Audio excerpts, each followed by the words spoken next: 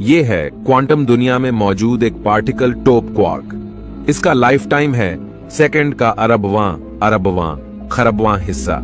ये इतने कम समय में पैदा होकर खत्म भी हो जाता है। आप मानो या ना मानो, लेकिन यही हैसियत है हमारे लाइफ टाइम की यूनिवर्स के लाइफ टाइम के सामने।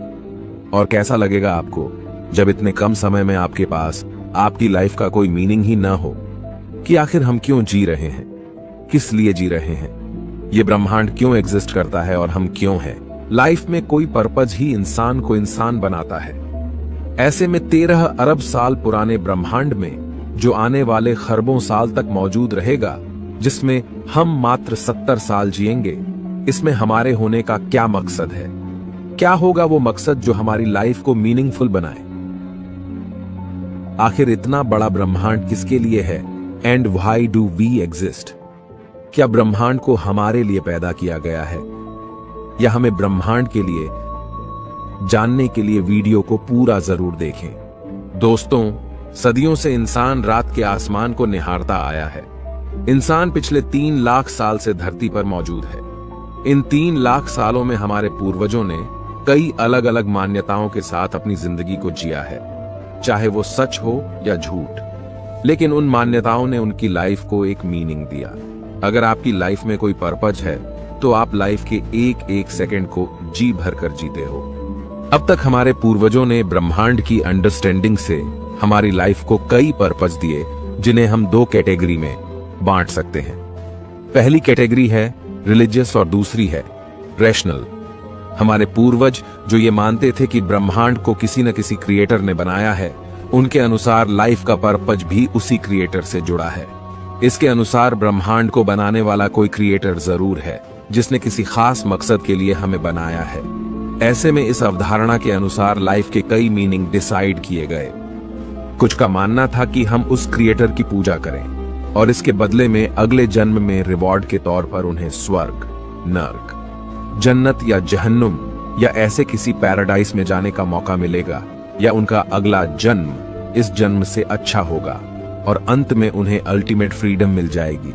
यानी वे सभी प्रॉब्लम्स से दूर हमेशा के लिए एक ऐसी स्टेट में पहुंच जाएंगे जहां उन्हें सिर्फ अच्छा फील हो, यानी कोई दुख, दर्द और परेशानी ना हो। अब तक करोड़ों इंसान लाइफ के इस पर्पज को लेकर जीते आए हैं, लेकिन जैसे जैसे इंसान ने अपने दिमाग के दरवाजे खोलने शुरू किए, इंसान इन मान्यताओं से हटके कुछ अलग सोचने लगा। जैसे जैसे विज्ञान ने प्रगति की, इंसान ने जाना कि जिस धरती को पुरानी मान्यताओं में फ्लैट माना जाता था, वह गोल है। जिन स्टार्स को लोग स्वर्ग समझते थे, वो हमारे सूरज की ही तरह एक सितारे हैं। सूरज, जिसे एक देवता या दिव्य पुरुष माना जाता था, वह धरती से 13 लाख गुना बड़ा एक आग उगलता हुआ सितारा है, जो अगले 5 अरब साल बाद धरती को ही खुद में निगलकर हमें समाप्त कर देगा। प्राचीन मान्यता में पृथ्वी ही पूरा ब्रह्मांड थी, लेकिन नई खोज से वैज्ञानिकों ने पता किया है कि हमारे सोलर सिस्टम में पृथ्वी के अलावा भी 7 और प्लैनेट्स है और अनेकों उपग्रह और एस्टेरॉइड्स की भरमार है। जबकि प्राचीन समय में मात्र 5 ग्रहों को ही जाना गया था, जो बिना टेलीस्कोप के नंगी आंखों से दिखाई दे जाते हैं। वहीं साइंस ने हमारी आंखों को न सिर्फ सोलर सिस्टम बल्कि हमारी गैलेक्सी और उसके बाहर पूरे ब्रह्मांड पर तैनात कर दिया, जिस वजह से आज हम जानते हैं कि हम 400 अरब तारों और ग्रहों से भरी एक आकाश गंगा में रहते हैं, जो खुद 200 अरब आकाश गंगाओं के बीच मौजूद है, और हर दिन ये नंबर बढ़ता जा रहा है। हम नहीं जानते कि ब्रह्मांड के बाहर क्या है, शायद और भी कई यूनिवर्स। ऐसे में यह पता चलता है कि हमारी मान्यताएं उस समय अवेलेबल यूनिवर्स के कम और गलत नॉलेज के आधार पर थी। वही नई खोज हमारी सोच को चुनौती देती है। हमारे पास उन प्राचीन मान्यताओं के लिए कोई एविडेंस नहीं था। यही वजह थी कि हमें इतने अलग अलग मान्यताएं दिखाई देती है। अगर हम जन्नत, जहन्नुम और आफ्टर लाइफ इन सबको मानकर चले, तो हमारे पास इस बात का कोई एविडेंस नहीं कि ये वास्तव में होते भी है या नहीं। ऐसे में जो हमारे पास है उसे छोड़कर, जिसके होने की कोई श्योरिटी ही ना हो, उसके पीछे चलना एक डरावना सफर होगा जिसमें कुछ भी हाथ नहीं लगना। लेकिन वहीं हम जानते हैं कि यूनिवर्स है, ये एग्जिस्ट करता है, हम सब हैं, हमारे दोस्त है, फैमिली है, जो हमें लाइफ का एक मीनिंग देती है। लेकिन अगर कोई आपको कहे कि यूनिवर्स के बाहर एक उड़ने वाले यूनिकॉर्न ने दुनिया बनाई है, जिसका कोई एविडेंस ही ना हो, जिसे प्रूफ ही नहीं किया जा सकता है, जिसका अस्तित्व ही ना हो, उसके लिए हम जो एग्जिस्ट करता है यानी यूनिवर्स, उसे छोड़कर जो एग्जिस्ट ही नहीं करता उसके लिए लाइफ को झोंक दें, तब यह हमारे लिए टोटल टाइम वेस्ट होगा। लेकिन दोस्तों, अगर स्वर्ग, नर्क, आफ्टर लाइफ, आत्मा और ईश्वर जैसी कोई चीज नहीं है, तो सवाल है कि क्या हम रोबोट है? क्या हम सिर्फ यूनिवर्स के नियमों से बंधे हुए एक चलते फिरते मटेरियल है जो इसी यूनिवर्स का हिस्सा है और इसी के बारे में सोचने की क्षमता रखता है? ऐसे में एक रोबोटिक लाइफ में क्या मीनिंग है? अगर हमारी प्राचीन मान्यताएं छोड़ दी जाएं, तो हम एक रोबोट बनकर कैसे लाइफ को जी सकते हैं? आखिर एक यूनिवर्स रोबोट के लिए क्यों एग्जिस्ट करता है? अगर किसी क्रिएटर ने इसे बनाया है तो हमें समझ आता है कि वह हमारे लिए है और एक पर्पज एग्जिस्ट करता है, लेकिन आखिर एक रोबोटिक लाइफ के लिए कौन सा पर्पज होगा? तो दोस्तों, चलिए जानते हैं यूनिवर्स में हमारे पर्पज को लेकर रैशनल अप्रोच क्या कहती है। अब तक हम पुरानी धारणाओं के अनुसार अपने लाइफ को जीते आ रहे थे, लेकिन चलिए हम एक नए सिरे से सोचते हैं कि आखिर हम यूनिवर्स में क्यों हैं। इसके लिए हमें दो चीजों को समझना पड़ेगा। पहला, हम खुद यानी हम कौन हैं? क्या हम सिर्फ एक रोबोटिक मशीन है? हमारी कॉन्शियसनेस क्या बला है? दूसरा, यूनिवर्स क्या है? ये कितना बड़ा है और यूनिवर्स में हमारा स्थान क्या है? इसका हमसे क्या संबंध है? दोस्तों, मान लीजिए कि आपका अभी अभी नया जन्म हुआ है और आप कौन हो? यूनिवर्स क्या है इसे लेकर आपको किसी ने कोई कहानियां नहीं सुनाई है, बल्कि अब हमें आज के अवेलेबल नॉलेज के हिसाब से सोचना है। अगर हम इस अप्रोच से सोचें तो हमें पता है कि एक चीज जो एग्जिस्ट करती है वो है हम सब और हमारा यूनिवर्स। हम ब्रह्मांड और उसमें मौजूद सारी रियलिटीज का एक महत्वपूर्ण हिस्सा है। एंथ्रोपिक प्रिंसिपल के अनुसार हम ब्रह्मांड का हिस्सा है। इस वजह से ब्रह्मांड के नियमों ने ही हमें पैदा किया है। ब्रह्मांड के ही नियमों से ब्रह्मांड ने एक ऐसी प्रजाति को पैदा किया है जो न सिर्फ खुद को जान सकती है, बल्कि ब्रह्मांड को भी जान सकती है और उसके नियमों की पड़ताल कर हाई टेक्नोलॉजी को विकसित करने में सक्षम है, और सबसे महत्वपूर्ण जिसमें कॉन्शियसनेस है। दोस्तों, हमें यह जानना है कि हम कौन हैं। पृथ्वी पर मौजूद सभी लाइफ में एक कॉमन चीज है, कॉन्शियसनेस। लेकिन उन सबसे हम इंसानों को अलग करता है हमारा दिमाग, जो सोच सकता है, सवाल कर सकता है, नई चीजें बना सकता है। वैज्ञानिकों के अनुसार कॉन्शियसनेस का मतलब आत्मा नहीं है। वैज्ञानिक कॉन्शियसनेस को समझने की कोशिश में लगे हैं और उनकी रिसर्च के अनुसार कॉन्शियसनेस हम सब इंसानों के ब्रेन से पैदा होती है, यानी यह हमारे ब्रेन की इमर्जेंट प्रॉपर्टी है। यानी हमारे अंदर मौजूद इंफॉर्मेशन के इंटरेक्शन की वजह से कॉन्शियसनेस पैदा होती है। यही वजह है कि वैज्ञानिक मानते हैं कि अलग अलग जीवों की कॉन्शियसनेस भी अलग है और हम इंसानों की कॉन्शियसनेस सबसे अलग है। कुछ जीव जैसे बैक्टीरिया काफी कम कॉन्शियस है तो कुछ अधिक, और वहीं वायरस किसी निर्जीव वस्तु के साथ निर्जीव तो सजीव के संपर्क में कॉन्शियस बिहेव करता है। वहीं कुछ वैज्ञानिकों के अनुसार कॉन्शियसनेस यूनिवर्स की ही फंडामेंटल प्रॉपर्टी है, यानी कॉन्शियसनेस हमारे अंदर यूनिवर्स से ही आई है। दोस्तों, यहां पर एक बात तय है कि जिस तरह हम यूनिवर्स का पार्ट है, कॉन्शियसनेस भी यूनिवर्स का एक पार्ट है। लेकिन अब हमें यह जानना है कि यूनिवर्स क्या है। यूनिवर्स यानी ब्रह्मांड, समय, आकाश, ऊर्जा, पदार्थ और इस पदार्थ से बने सभी ग्रह, नक्षत्र और आकाश गंगाओं का समूह है, जो कि हमारी कल्पना से भी कई गुना बड़ा और सूक्ष्म है, जिसमें अरबों खरबों ग्रह, आकाश गंगाएं और न जाने क्या क्या छुपा है।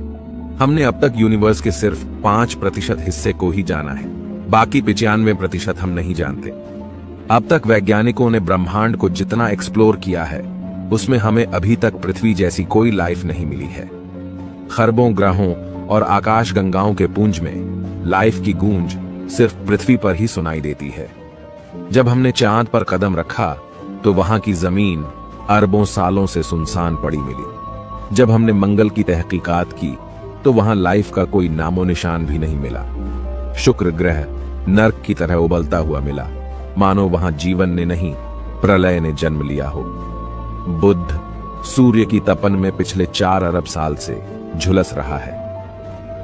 बृहस्पति, शनि और अरुण वरुण गैस के गुब्बारे हैं, जहां जीवन की कल्पना करना ही संभव नहीं। हमने सोलर सिस्टम के उपग्रहों की छानबीन की, वहां भी सुनसान बंजर जमीन मिली। हमने सोलर सिस्टम के बाहर मौजूद तारों और ग्रहों की स्टडी की, वहां लाइफ का कोई सिग्नल नहीं मिला। हमने मैथमेटिक्स की मदद से जीवन की खोज की तो मैथ्स ने हमारे हाथ में शून्य थमा दिया। ऐसे में वैज्ञानिक इस सोच में पड़ गए कि आखिर इतना बड़े, पुराने और खरबों साल जीने वाले इस महाकाय ब्रह्मांड में पृथ्वी के अलावा हर जगह बंजर है, तो हम क्यों और किस लिए यहाँ हैं? हमें किसने बनाया, किसने पैदा किया? अगर हम ब्रह्मांड की करतूत का कारनामा है तो ये ब्रह्मांड हमसे क्या चाहता है? आखिर खरबों खरब गुना बड़े यूनिवर्स में हम अकेले क्यों हैं? आखिर क्यों 5 बार पूरी तरह लाइफ खत्म होने के बाद इस पृथ्वी ने फिर से हमें जन्म दिया? आखिर क्यों जीवन अरबों सालों के थपेड़े खाकर आज भी सांस ले रहा है? इसका जवाब भी हमें ब्रह्मांड ही देगा। हम ये सच्चाई जान चुके हैं कि ब्रह्मांड क्या है, हम सब क्या है, हम कौन है। अब तक हमारे सफर में लाइफ ने हर बार सरवाइव किया है और पहली बार एक ऐसी स्पीसीज ने जन्म लिया है जो आज से पहले 3.5 अरब साल में पृथ्वी पर नहीं थी। 5 बार प्रलय के बाद ब्रह्मांड ने हमें यानी इंसानों को जन्म दिया है, जिन्होंने मात्र पिछले 200 सालों में धरती की तस्वीर बदल कर रख दी, जो पृथ्वी से आसमान में छलांग लगाकर उसे भी चीरते हुए अंतरिक्ष में पहुंच गया, जिसने अपनी आंखों को ब्रह्मांड पर निगाहबान करके 13 अरब साल पुराने इतिहास को भी खंगाल लिया, जो काफी तेजी से आगे बढ़ रहा है। हम इंसानों की ये ग्रोथ हमें बताती है कि कुछ तो है हमारे अंदर जो हमें इतने बड़े यूनिवर्स में स्पेशल बनाती है। अगर यूनिवर्स हमें पैदा कर सकता है तो हमें मार भी सकता है, लेकिन लाइफ आज भी जिंदा है, यानी इसके होने का कोई मकसद है। लाइफ न सिर्फ जिंदा है बल्कि करोड़ों रूपों में यह मौजूद है और उन सब में सबसे सुपीरियर हैं हम इंसान। हमारा सवाल है कि यूनिवर्स में होने का हमारा मकसद क्या है? लेकिन अगर यूनिवर्स ने ही हमें पैदा किया है, हम इसी का हिस्सा है, हमारे बिना यूनिवर्स नहीं हो सकता, तो ये सवाल जो हम पूछ रहे हैं, क्या ये भी यूनिवर्स की ही करतूत तो नहीं? इस सवाल का जन्म हम सबके अंदर यूनिवर्स या कहें नेचर की वजह से ही हुआ है। ऐसे में हमारा सवाल ही गलत है कि हमारा यूनिवर्स में होने का मकसद क्या है, बल्कि हो सकता है कि ये मकसद तो खुद यूनिवर्स का ही हो। लेकिन सवाल है कि क्या फिर यूनिवर्स हमारी तरह कॉन्शियस है? तो दोस्तों, हो सकता है कि यूनिवर्स भी कॉन्शियस हो, क्योंकि हम जानते हैं कि कॉन्शियसनेस एक ऐसी चीज है जो हमारी ही तरह इस यूनिवर्स का ही हिस्सा है, और वैज्ञानिकों के अनुसार कॉन्शियसनेस भी इस यूनिवर्स की ही फंडामेंटल प्रॉपर्टी है। ऐसे में इस कॉन्शियस यूनिवर्स का भी मकसद हो सकता है। अगर हमें पता चल जाए कि यूनिवर्स का मकसद क्या है, तब हमारा मकसद भी यूनिवर्स के इस मकसद को पूरा करना होगा। अगर हम ऑब्जर्व करें तो यूनिवर्स खुद हमें अपना मकसद बता रहा है। जो यूनिवर्स खुद हमें पैदा कर सकता है वो ही हमें खत्म भी कर सकता है, लेकिन अब तक उसने लाइफ को पूरी तरह खत्म नहीं किया है, बल्कि लाइफ अब तक हर बार सरवाइव करती गई है। लाइफ सिंपल फॉर्म से कॉम्प्लेक्स बनती गई है और इस कॉम्प्लेक्सिटी ने ही हम इंसानों को भी जन्म दिया है। अगर हम ऑब्जर्व करें तो लाइफ की एक खास विशेषता है खुद को रेप्लिकेट करना, खुद को बढ़ाना।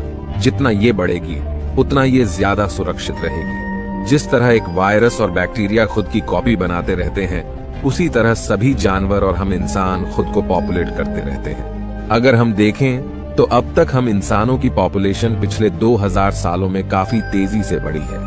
पहली शताब्दी में 15 करोड़ लोग धरती पर मौजूद थे और आज 8 अरब। आमतौर पर हम पॉपुलेशन को एक समस्या के तौर पर देखते हैं, लेकिन पॉपुलेशन बढ़ाना लाइफ को और सुरक्षित बनाता है, और हम जानते हैं कि हमारे पड़ोसी ग्रह और गैलेक्सीज सुनसान पड़े हैं। हमारी पॉपुलेशन ब्रह्मांड के मुकाबले काफी कम है। ब्रह्मांड में मौजूद इन सब प्लेनेट्स पर हम इंसान जाने में सक्षम हैं। हम इन्हें पृथ्वी जैसा बनाने में सक्षम हैं, और वहीं इवोल्यूशन किसी भी लाइफ को यहाँ इवॉल्व करने में सक्षम है। ऐसा करने पर हम अपनी कॉन्शियसनेस को पृथ्वी से बढ़ाकर दूसरे ग्रहों पर भी ले जाएंगे और कॉन्शियसनेस का दायरा बढ़ा सकते हैं। हो सकता है कि ब्रह्मांड भी ये चाहता हो कि उसका सूनापन और उसका खालीपन हमारी कॉन्शियसनेस से भर जाए। इससे लाइफ और भी अधिक सुरक्षित हो जाएगी। अगर पृथ्वी खत्म हो जाए तो पूरी गैलेक्सी को इससे कोई फर्क नहीं पड़ने वाला, लेकिन अगर हम अपनी पॉपुलेशन को पूरी गैलेक्सी में फैला दें तो कॉन्शियसनेस अरबों ग्रहों पर जिंदा रहेगी। जिस तरह 3.5 अरब साल में लाइफ ने कई नए रूप लिए हैं, और इंसान को पैदा किया है। हो सकता है ब्रह्मांड में और भी अरबों प्रजातियां जन्म लेने का इंतजार कर रही हो सकता है कि इस कॉस्मिक इवोल्यूशन की वजह से इंसान से भी उन्नत प्रजाति पैदा हो जाए। यह भी कॉन्शसनेस को बढ़ाएगी। जहां पहले कॉन्शसनेस एक कौशिकीय जीव के रूप में थी और अब अरबों जीवों और बुद्धिमान इंसानों में है, वैसे ही कॉन्शसनेस का दायरा यानी उसकी कैपेबिलिटी भी और बढ़ेगी। दोस्तों, पॉपुलेशन को बढ़ाने का मतलब सिर्फ लाइफ को सुरक्षित करना ही नहीं, बल्कि साइंस को और विकसित करना है। अगर हम देखें तो जब जब पॉपुलेशन बढ़ती है, तब हम इंसानों ने अपने सर्वाइवल के लिए नई नई चीजें ईजाद की है। जितनी पॉपुलेशन बढ़ती है, उतने नए चैलेंजेस बढ़ते हैं और उनके लिए नए इन्वेंशंस किए जाते हैं। कहीं ना कहीं पॉपुलेशन का बढ़ना ही साइंस को जन्म देता है।